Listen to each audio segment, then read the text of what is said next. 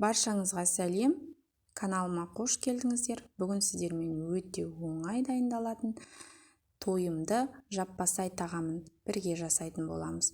Ол үшін видеоны соңына дейін қарауды ұмытпаңыздар.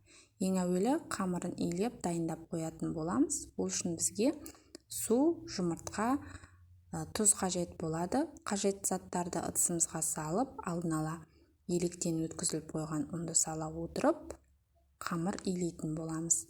Қамырымыз еттің қамыры тәрізді, қаттылау болғаны дұрыс.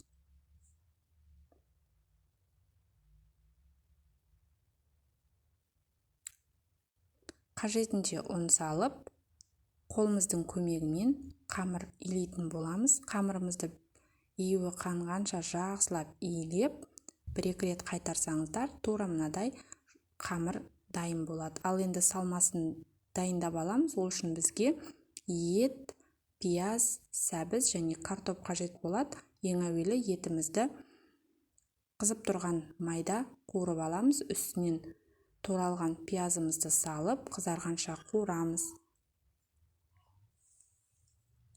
Сонан соң текшелеп туралған сәбізімізді салып, қуырамыз.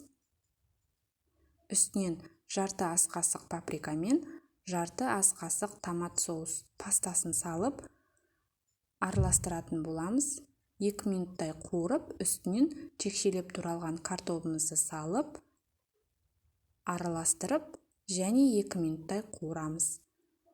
Сонан соң татымына қарай тұз, дәмдеуіштер салып, үстінен 1 бокалдай су құйып, салмамызды бұқтырып қоямыз.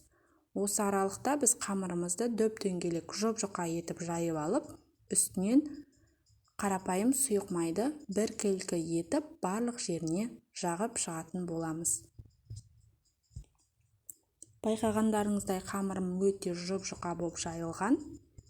Ал енді тура видеодағыдай етіп, қамырымызды текшелеп кесіп алатын боламыз.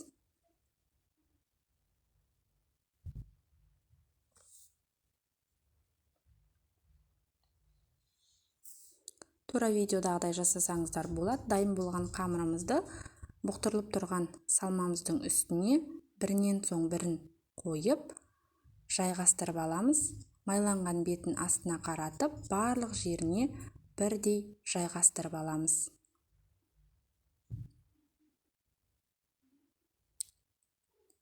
Қамырларымыз бір-біріне жабыспайды.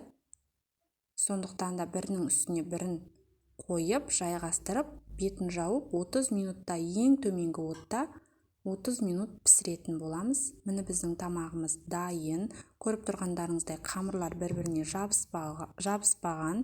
Енді өз қалауларыңызша ыдысқа жайғастырып, әсемдеп дастарханға ұсынсаңыздар болады.